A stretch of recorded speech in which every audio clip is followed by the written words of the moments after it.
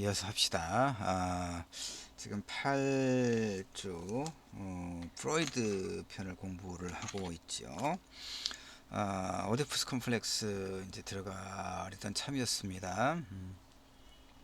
자, 오디푸스는 뭐 고대 그리스 신화에 등장하는 비극적 운명의 주인공이죠. 테베는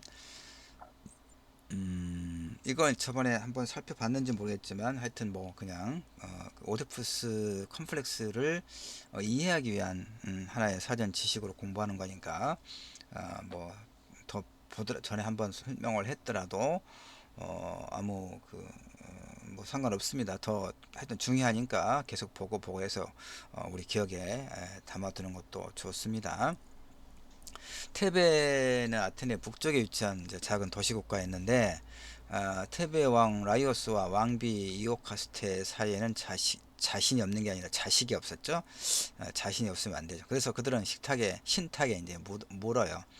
어, 우리가 이제 그 예전에 우리 조상들이 이렇게 자식이 없으면 뭐 성왕당 그 마을의 당신, 그 다음에 또 그 이제 절에 가서 이렇게 뭐 불공을 드린다거나 이렇게 주술적인 어떤 의지를 했던 것처럼 그리스는 이렇게 이제 신들에게 가서 이제 하소연을 했다는 얘기죠. 근데 이들에게 내려진 신탁은 뭐였냐? 아들을 낳을 것이다. 그런데 자라서 아비를 죽이고 어미를 취할 것이다. 이런 굉장히 소름 끼치는 내용의 신탁을 들었다는 이야기죠. 그래서 그날부터 왕 라이오스는 아내와 잠자리를 피해요. 그런데 이제 어느 날 술에 취해서 자제력을 잃고 이 술에 취해 자제력을 잃고 이오가스테와 동침을 해요. 아내와. 마침내 운명의 아들이 태어나네. 이제 걱정이 많죠. 신탁을 피하는 길은 이제 뭐가 있어요? 아들이 자라기 전에 죽여버릴 수밖에 없죠.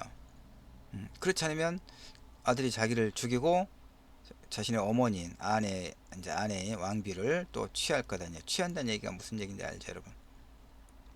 근데 부모로서 차마 아이를 직접 죽일 수가 없는 거예요. 그래서 꼭 목동에 나오더라고. 목동에게 아이의 양 발목을 밧줄로 꿰어서 묶어서 산속에 버리라 이렇게 명령을 합니다.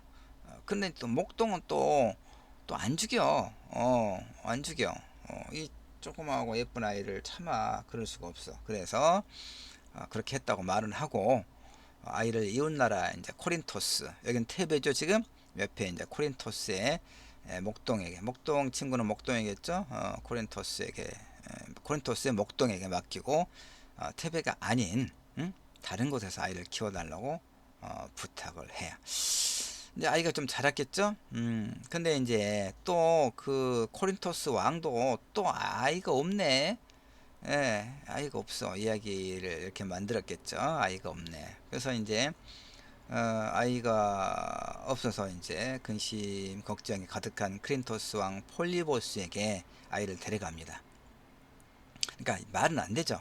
아무리 그 아이가 없다고 하더라도 왕이 이 그 목동이 데리고 온 소위 말하면 근본도 없는 아이를 흔쾌히 받아들여서 그 아이를 양자로 삼았다? 양자로 삼으면 나중에 왕이 되는 거잖아. 이건 말이 안 되죠. 그러니까 신화는 말이 안 되죠. 기본적으로 논리적으로는 말이 안 되는 거죠. 근데 신화는 뭐라고 그랬습니까? 당시 문명 이전에 고대인들이 세계를 이해하는 하나의 방식이란 얘기예요. 그러니까 말이 안 된다라고 하지 말고 그렇구나라고 그냥 보면 돼요. 그래서 이제 오디푸스라는 이름을 이제 이 아이에게 붙여주는 거예요. 오디푸스는 당연히 이 코린토스의 왕의 아들인 걸로 알겠죠. 이렇게 멋지게 자랍니다. 그래서 이제 그 코린토스 왕과 왕비의 사랑을 독차지하죠. 그러나 또 우연한 기회에 신탁을 들어요. 그가 자신의 아버지를 살해할 것이다. 그러면 이 신탁이 실현되면 큰일이잖아요. 그래서 또 이 코린토스를 떠납니다.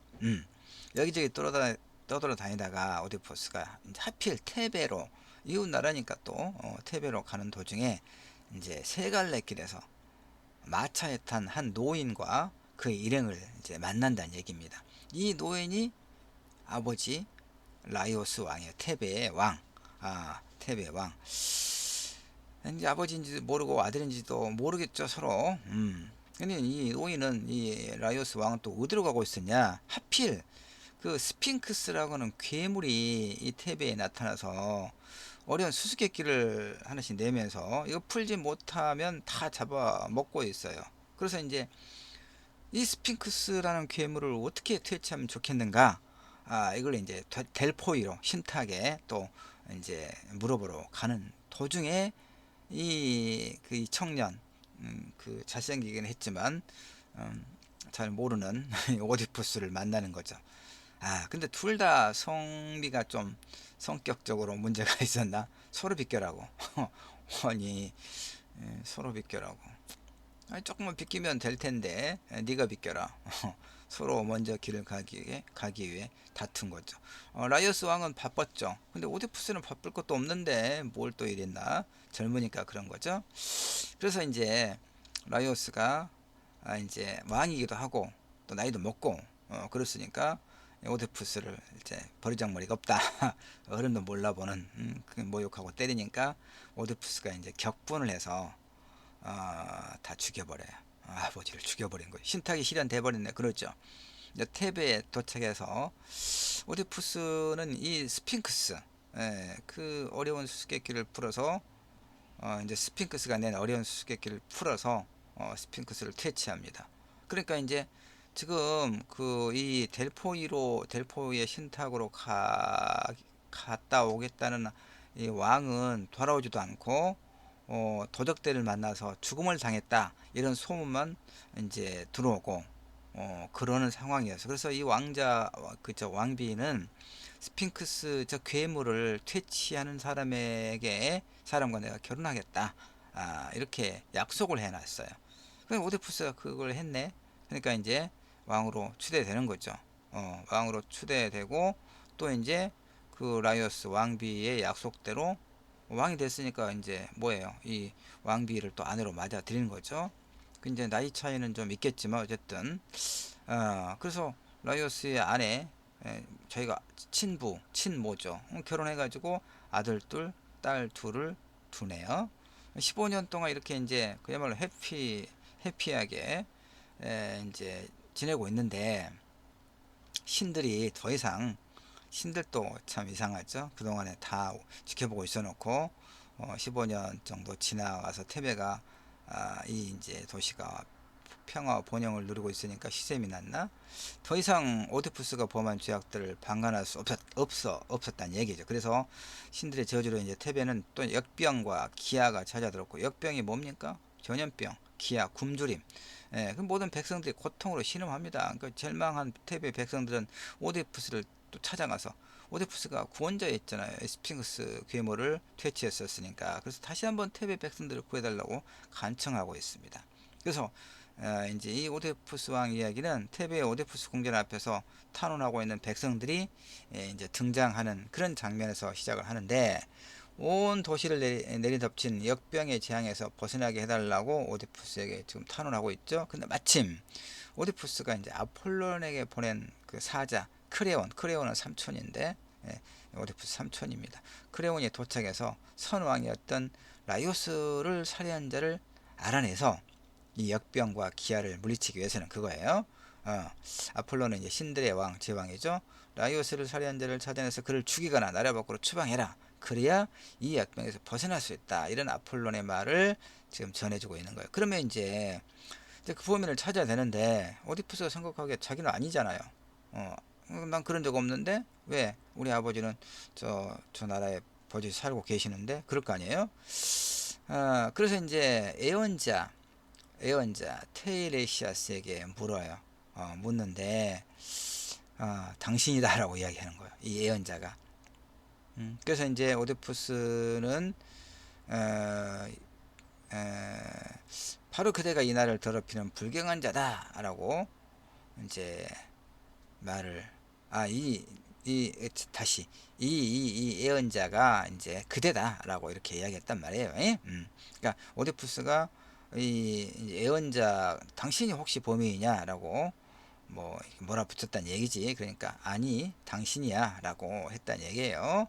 근데 오디푸스는 이 말을 믿을 수가 없죠. 그래서 천하민 크레온이 자신을 추방하려고 이 눈먼 예언자를 부추기는 것이 아니냐 이렇게 이제 판단이 돼서 또 크레온과 언쟁을 벌이기도 하고 있습니다. 이때 이제 그 라이오스의 왕비였다가 이제는 오디푸스의 왕비가 된 이오카스테가 등장해서 두 사람의 다툼을 말리는데, 근데 그 신탁의 예언 들었잖아요.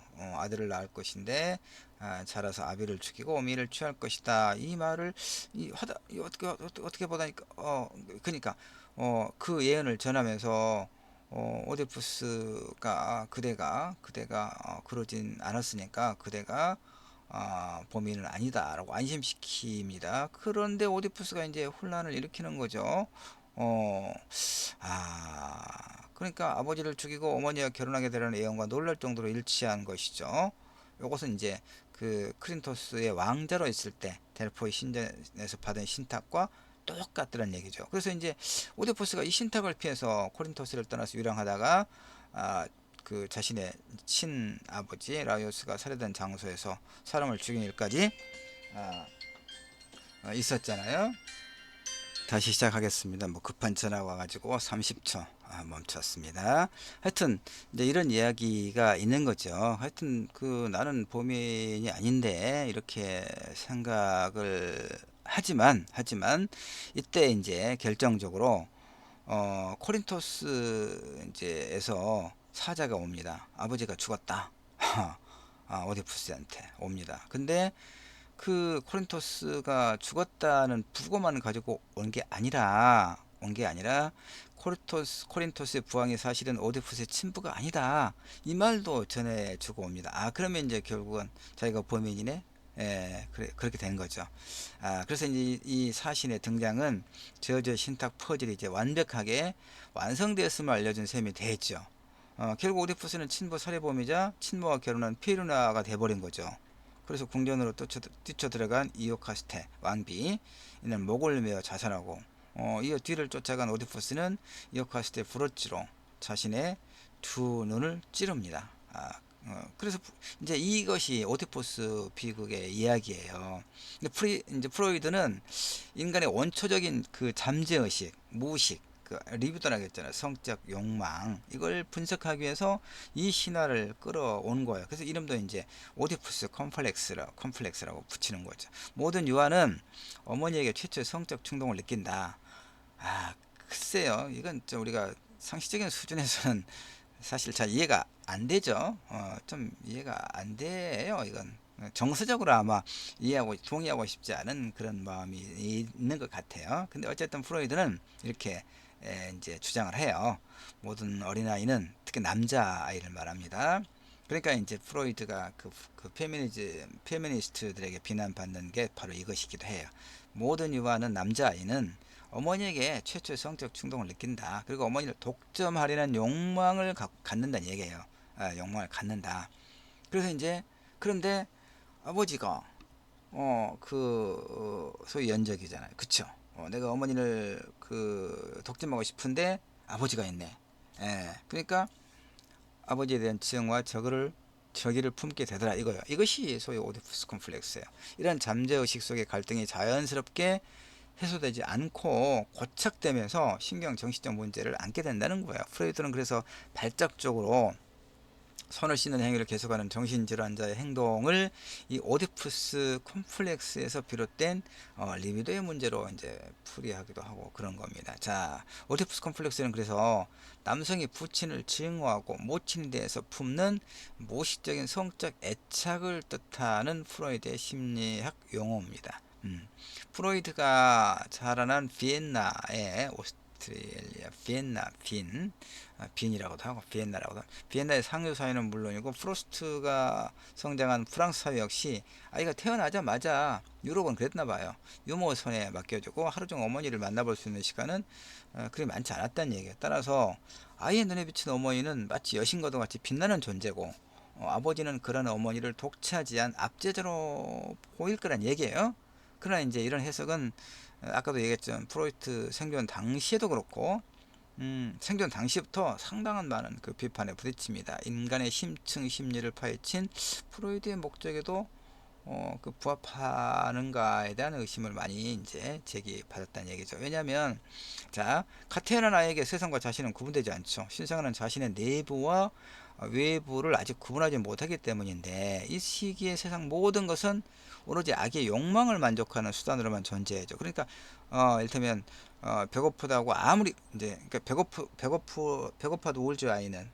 그다음에 이제 뭐 배변을 해서 또 우는 거고, 이게 이제 아이의 언어 의사소통인데, 시간이 가면서 배고프다고 아무리 울어도 엄마가 젖을 주지 않을 때도 있음을 이제 알게 돼요. 뭐 엄마가 어떤 사정이 있었겠죠. 이걸 이제 깨닫게 되는 거야. 이를 통해 최초의 트라우마를 갖게 된다는 거야 아이가. 그래서 아이는 채워지지 않는 욕망의 배고픔을 실감하게 되더라. 그래서 생후 첫 번째 맞이하는 이런 트라우마의 뒤에서 3살에서 이제 5살 무렵이 되면 두 번째 트라우마를 갖게 되는데, 이것이 바로 오디푸스 콤플렉스다라고 이제 이야기합니다. 자신의 성적 능력을 원시적이나마 의식하게 된 아이는 엄마의 사랑을 독점하고자 하지만 항상 방해꾼 아버지의 존재를 무시할 수 없다는 얘기예요. 그래서 아버지를 제거하고 엄마와 나 이렇게 둘만의 천국을 만들어 보려는 환상을 품기도 하지만, 자신보다 몸집도 크고 현명한 아버지를 도저히 이길 수는 없는 거죠. 이런 불손한 생각을 들켰다가는 이제 큰일 나죠. 공포심이 떨리는 거. 이때 아이가 택할 수 있는 방법은 뭡니까? 회피하죠. 회피. 어머니에 대한 독점욕을 이제 아버지한테 양보해요. 아버지 존재를 수용한다는 얘기죠. 그래서 어머니로부터 사랑받고 아버지로부터는 인정받는 사회 구성원으로 이렇게 거듭 태어나는 거죠. 이것이 이제 2차 컴플렉스를 극복하는 하나의 과정이라는 얘기입니다. 이런 타협을 수용하는 거죠. 이렇게 타협을 수용하는 것이 프로이드가 모든 인간의 임무다. 이게 이제 오디푸스 컴플렉스의 그 해소 과정이 되는 거야. 만약 이제 이렇게 되지 않으면 이제 그 어떤 이제 감옥에 가는 거죠. 이런 프로이드의 깔끔한 설명이 얼마나 아이들 내면 세계 현실을 반영하고 있는지는 사실은 누구도 자신 있게 이야기할 수 없을 거예요. 아이의 내면을 우리가 들여다볼 수가 없으니까. 프로이드가 살아있을 때도 이제 그 이런 의견에 반대하는 생각들이 많았습니다. 이후에 정신 분석가들에 의해서 끊임없이 새로운 해석이 내려치죠. 다만 오디푸스 콤플렉스가 인간이 피할 수 없는 어떤 근원적인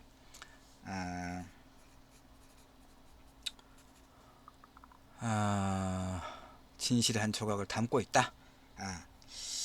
이런 것은 우리가 이제 부인하기는 어렵다 뭐 이런 얘기겠어요. 그래서 이 오디푸스 콤플렉스는 이렇게 단순히 성적 욕망, 살해 욕망만을 충동만을 의미하는 건 아니에요.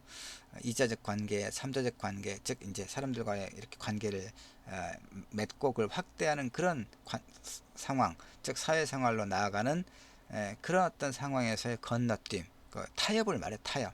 그러니까 오디푸스 콤플렉스는 인간이 현실과 타협할 수 있느냐 아니냐 이 말이에요. 결국은 타협을 못하면 한없는 외로움과 상실감 속에서 증오심을 불태울 수밖에 없다, 이런 얘기예요. 그래서 칼 융은 이제 그 프로이드 스승인 프로이드의 이런 그 이론을 이제 받아들이면서도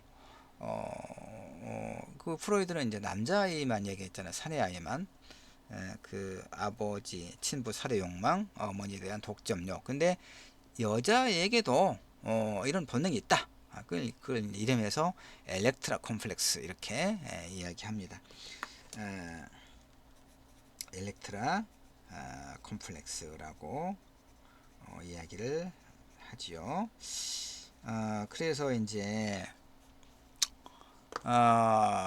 그 남근기의 여아는, 그러니까 이제 3살부터 5살 정도, 그 정도의 여아는 자신의 어머니에게 살해 욕망을 품게 된다는 거죠. 거꾸로죠. 그러니까 프로이드의 오디푸스 콤플렉스의 여성 버전 이렇게 말할 수 있겠죠. 소포클레스와 에우리피데스의 이제 그 히랍의 역사학자들입니다. 동명 그 같은 이름의 그 비극의 주인공이기도 한 엘렉트라는 미케네 왕 아가멤논의 딸인데, 아버지가 왕비이자 자신의 어머니인 뭐 클리타임네스트라와 그녀의 정부인 아이기스토스의 손에 살해됩니다. 그러니까 동생과 함께 어머니의 정부를 살해함으로써 복수를 하고 만다. 이런 신화 속의 인물이 여성 인물이 엘렉트라입니다. 그 엘렉트라가 보여준 이러한 아버지에 대한 집념과 어머니에 대한 증오는 오디푸스의 근친상간, 부친살해와 정확하게 대칭을 이루고 있죠. 융은 칼 융은 이것에 주목해서 엘렉트라 컴플렉스라는 개념을 만들어냈죠. 그러니까 다 힐압의 신화들을 이렇게 적절하게 차용하고 있군요. 엘렉트라 컴플렉스는 이제 융이 만들어낸 용어긴 하지만 그 이론을 세운 것은 역시 프로이드죠. 원조가. 그러니까 여아는 아버지가 가지고 있는 남근이 자신에게는 없다는 사실을 깨닫고 이를 부러워하는 한편 자신에게 남근을 주지 않은 어머니를 원망한다. 이와 같은 여성의 남근 선망이 그 여아로 하여금 콤플렉스를 갖게 하는 근본적인 원인이다. 이런 여아가 성장함으로써 어머니의 여성성과 자신을 동일시하는 한편 초자가 형성될까지 슈퍼에고가 형성될까지 지속된다라고 또 프로이드는 보는 거예요. 그래서 이 엘렉트라 콤플렉스는 오디푸스 콤플렉스와 대비되고 있기는 하지만 그처럼 중요시 되지는 않습니다. 왜냐 여아에게는 것의 불안으로 인한 것의 콤플렉스의 형성이 불가능하기 때문에. 그래서 프로이드는 두 개념이 대칭적이지 않다고 본 거예요. 부모 중 하나를 사랑하고 동시에 다른 하나를 경쟁자로서의 증오의 대상으로 보는 것은 남자의 아이뿐이다 라고 프로이드는 주장하는 거예요. 하지만 프로이드의 이런 주장은 또 이제 이 프랑스 여성 이론가들 아까 얘기했던 그 페미니스트들에 의해서 거부되고 또 극복된다 이런 얘기입니다. 자, 정리를 좀 해야 될 것 같습니다. 프로이드가 인간을 그렇다고 해서 성욕의 노예에 불과한 존재로 본 건 아닙니다. 그가 발견했던 것은 단순히 억압된 성적 욕망과 이로 인해 그 비롯된 질투심만은 아니었어요. 그 자아와 이드에서 인간은 리비도의 지배를 받는다. 성적 에너지, 성적 욕망의 지배를 받는다고 주장은 하지만 인간의 심리가 리비도의 충동을 갖는 이드와 합리성의 영역인 자아와 규범적인 초자의 세 영역으로 나누어진다. 이들은 사회적 금기나 도덕 윤리에 따라 형성되는 초자에 의해 억압된다 이렇게 설명을 해요. 그래서 프로이드의 관심은 꿈에서 그치지 않았단 말이에요. 그러니까 사소한 어떤 그 실수, 말 한마디 실수도 그의 어떤 무의식의 반영이다. 이렇게 이제 이야기하는 겁니다. 그 이드와 이드 개인의 무의식 속에서 선천적으로 가지고 있는 본능적인 에너지의 원천을 이드라고 합니다. 쾌락을 추구하고 불쾌를 피하려는 그런 원리만을 따르는 것이죠. 초자와 자아의 통제를 받는 것. 에고는 뭡니까? 자아라고 말하는 거. 성격을 실행하는 기능, 이드와 초자의 통합자, 외부 세계와 내부 세계 통합자. 자아는 그러니까 이 기억 속에 남아있는 과거의 사건과 현재의 행위 그리고 기대와 상상 속에 나타나는 이런 미래의 행위와 관련된 개인적 어떤 행위의 준거를 제공하는 거죠. 그래서 행동에 어떤 지속성, 항상성, 일관성을 부여하는 그런 개념이에요. 신체 개념은 이제 자신의 초기 경험이 중심이 되지만 자아는 성격이나 신체와 공존하는 건 아니란 말이에요. 그러면 슈퍼 에고는 또 뭐냐? 이드나 자아와 더불어 정신을 구성하는 것, 선악을 판단하고 양심의 기능을 이용하는 그런 부분이죠. 그 이드에서 오는 본능적 충동이나 자아의 욕구 따위의 작용을 도덕 내지 양심 따위로 억압하는 높은 정신 현상. 그러니까 우리에게 필요한 것은 늘 이렇게 그 성장하도록 이렇게 이제 다짐해야 되는 것은 뭐라고요? 프로이드에 의하면 이런 슈퍼 에고다 이런 얘기입니다. 초자. 이런 현상을 이야기합니다. 자, 여기까지 해서 일단은 프로이드에 관련된 이야기, 프로이드가 오디푸스 콤플렉스를 통해서 그 어떤 리비도, 성적 에너지, 인간의 행위에 그 무의식에는 가장 강력한 동기는 이 리비도에 있다. 꿈 해석을 통해서 이제 말하고 있는 것을 우리가 8주차를 통해서 공부를 좀 했습니다. 지금 내가 그 음악을 좀 찾고 있습니다. 음악을 또 내가 좀 찾아서 저장해 놓은 음악이 있는데 무슨 음악을 한번 들을까요? 이번에는 그 나이 아저씨의 OST를 한번 조금 들어볼까요? 고유림의 노래, 이선균의 코맹맹의 노래도 또 좀 들을만 하긴 합니다만, 그건 소주를 한잔 했을 때, 달달했을 때 들으면 또 그렇고, 왜냐면 노래를 못 부르니까. 예, 음치 같으니까. 이선균의 그 피음, 그 코맹맹의 소리가 좀 독특하긴 합니다. 고유림의 노래로 아주 중저음에, 여러분 들어보았겠죠? 상당히 매력적입니다. 노래를 다 듣지는 말고 뭐 한 2분만 들어볼까요? 예, 명상, 소위 우리 분반의 우리 나름의 명상 시간이죠. 예, 마음을 좀 정리하는 이제 그런 시간입니다. 팔주자 공부를 한번 되새기면서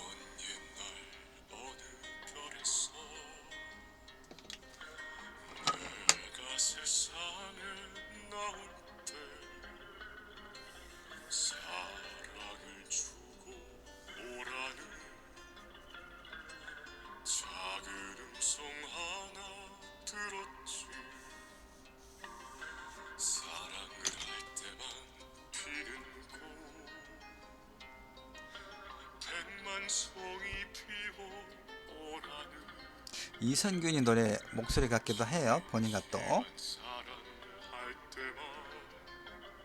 고이름이라고 되어 있는데,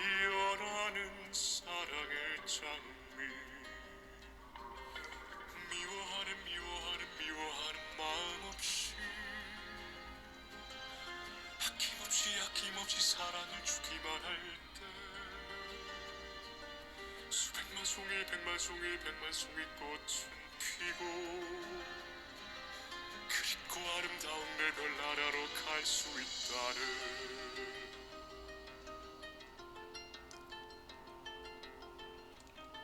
자, 여기까지 일단 듣고 끝내도록 할게요. 수고들 하셨습니다.